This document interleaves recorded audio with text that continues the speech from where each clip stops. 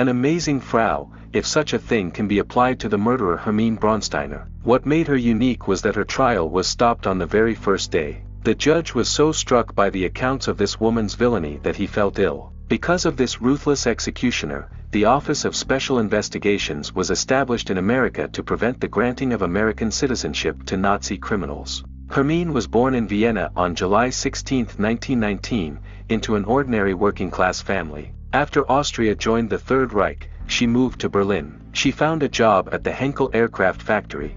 The Vienna resident was not satisfied with the salary. When she found out that prison guards were paid 4 times as much, she applied. She learned the basics in the Ravensbrück concentration camp. She served as a female warder. In 1942, she was transferred to Majdanek camp because of a work conflict. From the first days the 20-year-old girl behaved as a most cruel sadist. The obligatory attributes of the blue-eyed warder were a rubber truncheon and a whip. She constantly used them, beating the inmates. Braunsteiner frankly enjoyed trampling on the legs of guilty prisoners. To this end, she ordered boots with special metal horseshoes. The prisoners nicknamed her the Stomping Mare.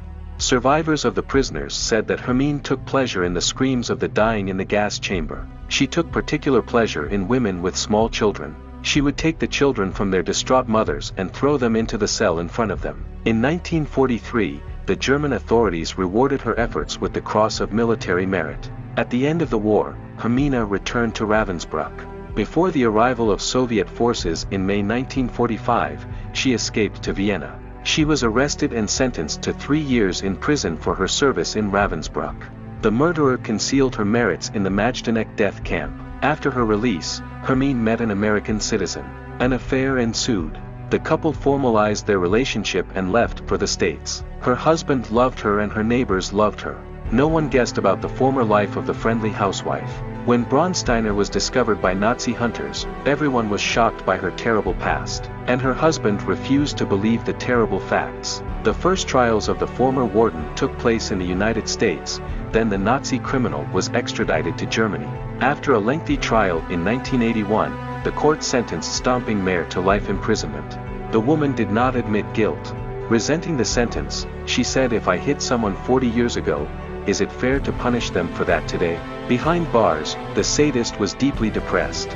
The only thing that made life easier was the sweets her husband sent her regularly. By gorging herself on cakes and pastries, the woman developed diabetes, which led to the amputation of both of her legs. The Stomping Mare was released from prison in 1996 by a German court decision. 3 years later, the brutal criminal in the guise of a blonde angel died.